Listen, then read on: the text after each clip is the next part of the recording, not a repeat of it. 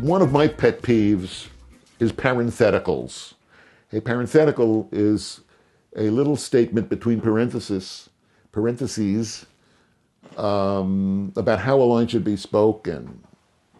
We call them Ryleys, W-R-Y-L-Y, because sometimes a line is supposed to be spoken wryly. Shakespeare, wrote 36 plays, just 35, 36 plays. There's not a single parenthetical, melancholy. Yeah. It's got to come out of the situation.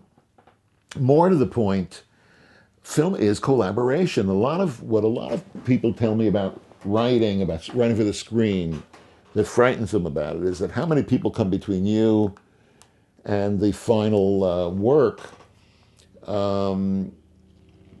That's not the bad news, that's the good news. That's what makes it special, that you're part of a collaboration, with labor, work. You're working with a creative family of artists and craftspeople.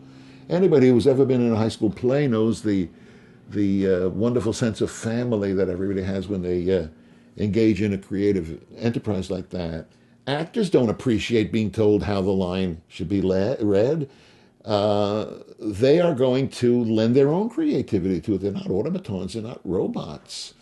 And they may mess it up, but much more likely they'll make it better than it could be. Anybody who's ever seen The Devil Wears Prada, a popular movie, Meryl Streep won, what a magician that woman is.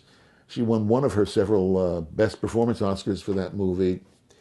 A lesser writer than the writer that wrote that didn't write, under Meryl Streep's name, the character name, loud.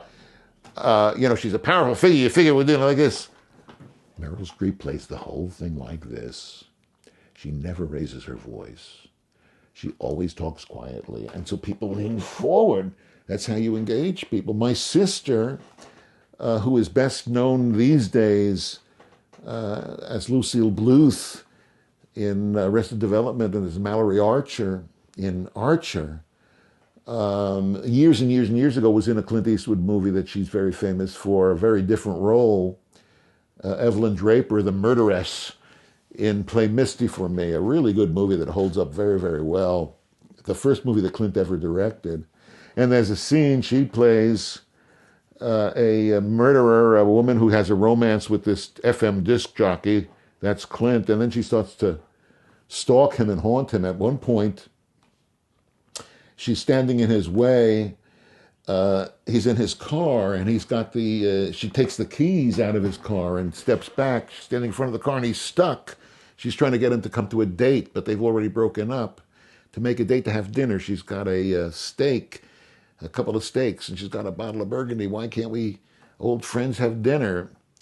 And he's dangling the key. She's dangling the keys now. He's stuck there, and traffic is piling up behind him, and he says, "Evelyn, give me the keys." And in the script it says Evelyn, and then there's open parentheses, and the writer wrote livid with rage, close parenthesis. Well, first of all, livid with rage. What are you going to be livid with? Halva? Hummus? Livid means enraged. So livid with rage is all by itself 3 times longer than it needs to be. But the fact is, you don't need that. It's not the way that the line was delivered. What the actor did, what Jessica did with that scene is, instead of livid with rage, her line is, come and get him. In other words, Clint's character, Dave, says, give me the keys. And she's supposed to say something like, come and get him, with foam coming out of her mouth like a rabid dog. And that must be pretty scary, right? It's supposed to be scary. Not the way she does it at all. She gets kind of all, gosh, all golly good girl, kind of breathy and twinkly. And she says, she dangles them. I've seen her gesture to her dog with a milk bone this way.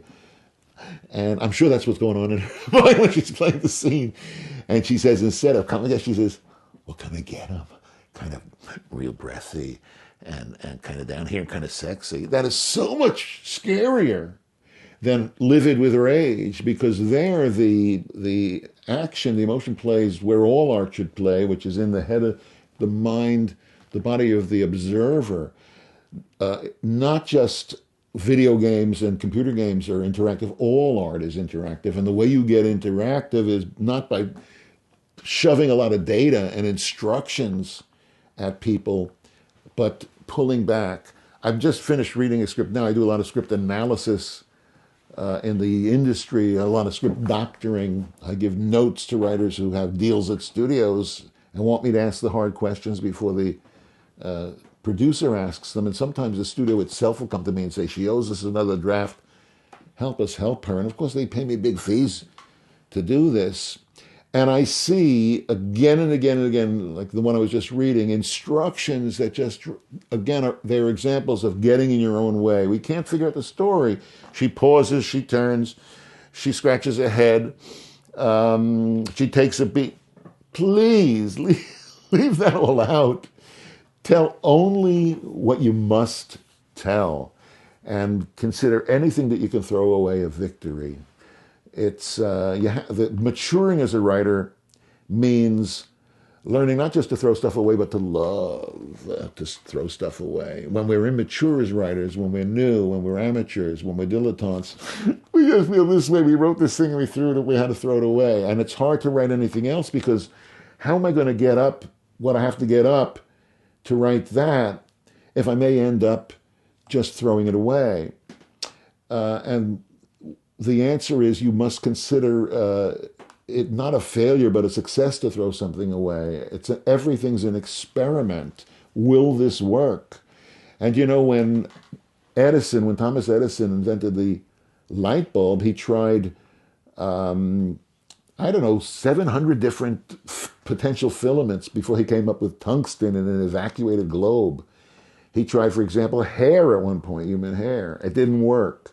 So the experiment with human hair was a failure? No, it was a success. It told him what he needed to know, which is that didn't work, you need to look further. Likewise, a writer who tries out a scene and realizes this scene just doesn't work, this line of dialogue doesn't work, and so on. Getting rid of that is not a failure, but again, a success. It's told the writer what she needs to have and what she doesn't need to have, and what you have and what you don't have. That's what all art is. It's regardless of the platform or the format, whether it's graphic design or a digital narrative, it's all about what's in the work and what's not in the work.